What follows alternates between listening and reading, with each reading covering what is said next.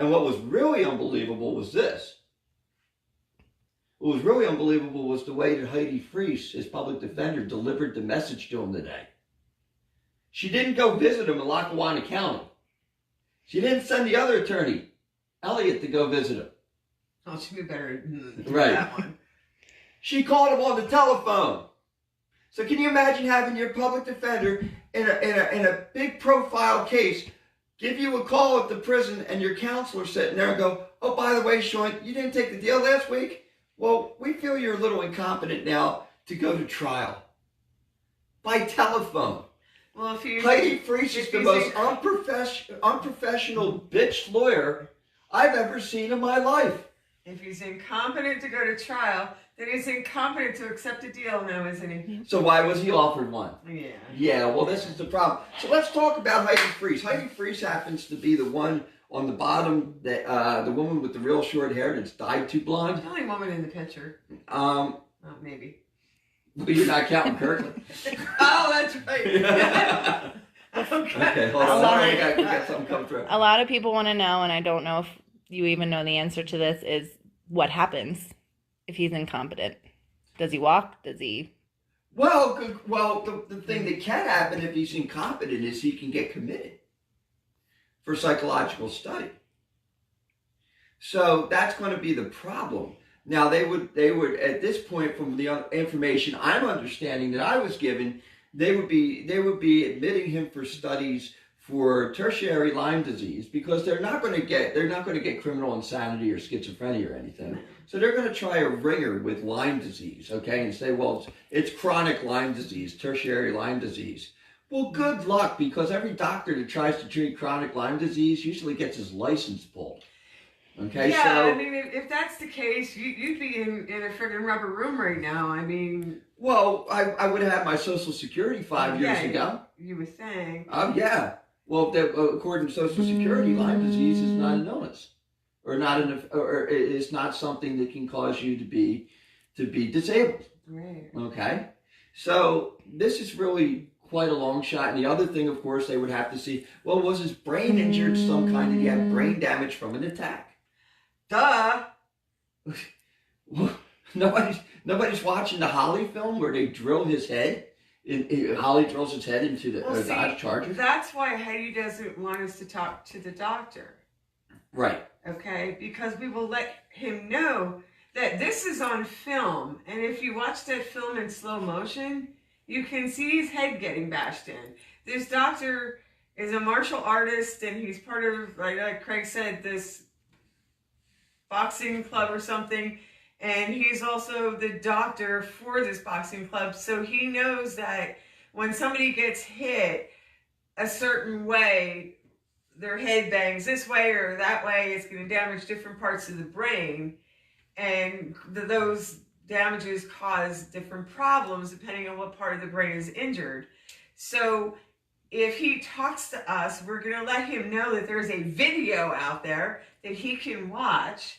And he can see Shawn's head getting smashed in and which part of his head got damaged, which will show which... Well, yeah, that not only that, but also the lies that his public defender's team is telling him. Like, for example, today, okay? They told Shawn before, without the doctor in the room, that the FBI has no guns. Right. Now, all of a sudden, he talks to the other attorney today that's on the team, and he says, we saw all the guns. But didn't know what kind. Didn't know what guns. Didn't know what guns. But the point is this, is that all of a sudden, Shawn is talking to Dr. Fishbein, telling him, well, they told me there's no guns. Right. And they're probably going and saying, well, see, we're telling you about Shawn. He's a little whack. We keep telling him stuff. No, they're setting him up. Heidi's she's a carpetbagger. Okay, that's what she is. She's a carpetbagger. Okay, she's a grifter. That's the kind of mentality she has. We know about bad attorneys, and I'll tell you what, Heidi Freese, you won't get away with this, and I'll tell you why. I'm going to say the name you don't want to hear the most. Tony Byrd. She was in your office, she worked for you, and guess what, sweetie? You're getting a bar against you from Craig Christy. Yep, that's right. That's right. Where's that paper at? What's that? Where's that paper at? Which one? With her daddy. Oh, I don't even have that paper out here today. Oh. No, but it's the pictures on there. Okay. If you go to the other little picture in the corner where I posted about this whole live broadcast, you're going to see Sarah Palin actually applauding a gentleman called Dr. Milton Byrd, who was the Alaskan Commissioner for Post-Secondary Education. Okay?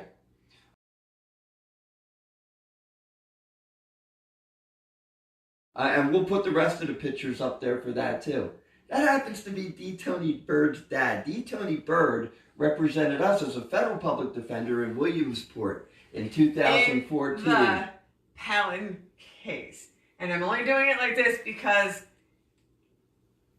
your charges did not have anything to do with Sarah Palin. Yes, they did. They were letting your phone continuously ring Well, to John Timmerson. Well, no, correct. We were charged with Right. title.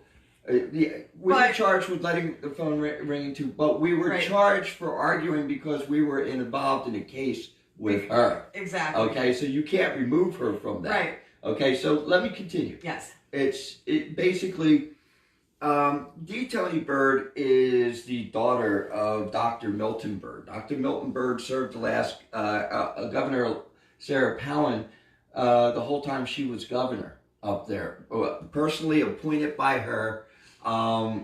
So this has been brought out. I actually talked to the former U.S. attorney here, Peter Smith. Supposedly they were going to look into this. Nothing ever happened.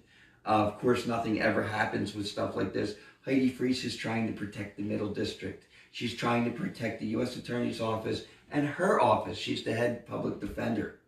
So that's what she's trying to do. And you know what? You're not going to get away with it, Heidi, because I'm telling you what, right now I'm going to file against you, D. Tony Byrd, and I'll start thinking about filing against Judge Brannigan down in Williamsport. Remember, your federal public defender down in Williamsport was the only one in that office, and I have all the proof. So how do we get sent to a courtroom 4,000 miles away from Alaska and get the daughter of a man who works for the governor in a case we're involved in? And they can't say that, well, she's the only public defender there. We have no choice. They could have appointed an outside attorney. The problem was that D. Tony Byrd never disclosed this stuff to us. Exactly. That was the problem. I mean, this is as much of a mystery as Ann Kirkland being the Alaskan FBI agent working on Shawn's case when he was 17 in 2009. Yeah. And now all of a sudden being in the Allentown FBI office. I mean, how many more coincidences do we have? I mean, how much can you really say? You have to say at some point, why is Sarah Palin so important? And the only reason I can think why Sarah Palin would be so important to everybody is because she did so much work for the FBI in Alaska. She worked on quite a few, the Schaefer Cox case. Yes. She was working on the Schaefer Cox case with Drop Zone, and I can't remember his name right now. Fulton. Yeah. So I mean, she was working with them back in the day. She was working with that. Sarah Palin used to be part of the Alaska Peaceful Militia. Yes. The Alaska Peaceful Militia members, Francis Schaefer Cox, yes, I said Francis Schaefer Cox, Lonnie Vernon, Karen Vernon, Barney Coleman, all went to federal prison. They're all still there except for Coleman. Sarah Palin was part of that. Part of that sting, all the way back in the Alaskan Republican Convention they had in 2008.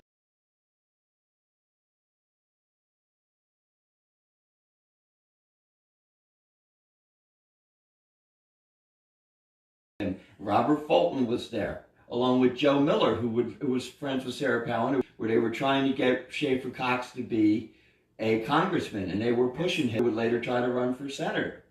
So there's a lot of involvement in this.